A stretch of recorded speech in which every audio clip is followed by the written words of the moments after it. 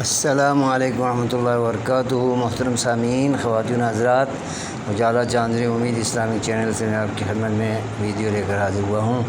آپ میرے چینل کو سبسکرائب کریں اور ویڈیو زیادہ سے زیادہ واچ کیجیے اور کمنٹ بھی کیجیے اور لائک بھی کیجیے اور شیئر بھی کیجیے ویڈیوز کو۔ آج کی ویڈیو میں یہ آپ کی خدمت میں کہنا چاہتا ہوں کہ اللہ کا ارشاد ہے والذین جاہدوا فینا لنہدینہم سبلنا۔ اللہ کا ارشاد ہے جو لوگ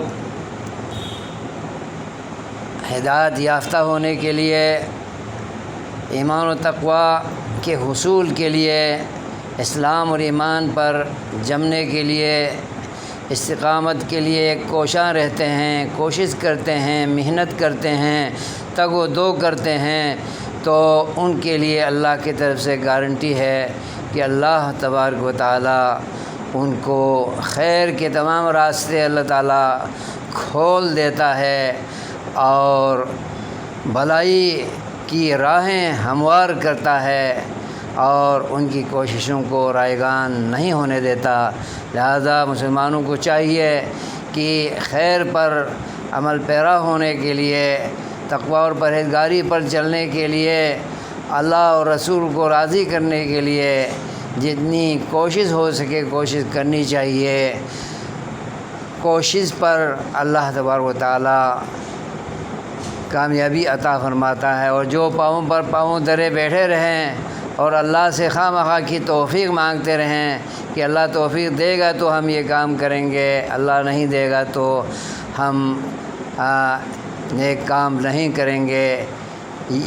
قرآن کی یہ آیت لوگوں کے اس نظریے کی مخالفت کرتی ہے۔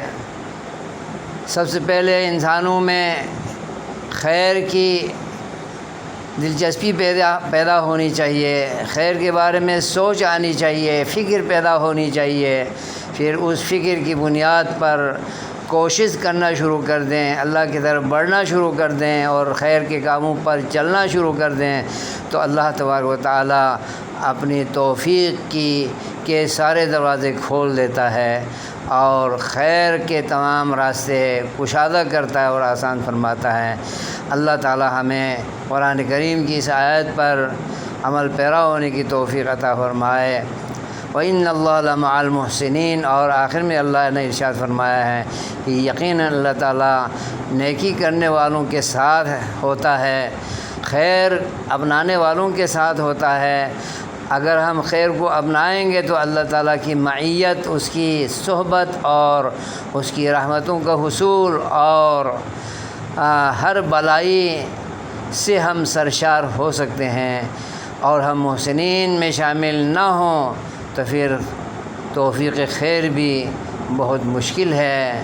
اللہ کو اپنی طرف سے منانا شروع کر دیں تو اللہ تبارک و تعالیٰ انسانوں کے لیے خیر کے تمام راستے کھول دیتا ہے اور شر کے تمام راستے بند فرما دیتا ہے، اور دنیا اور آخرت دونوں انسان کے لیے اچھے نتائج والی بنا دیتا ہے۔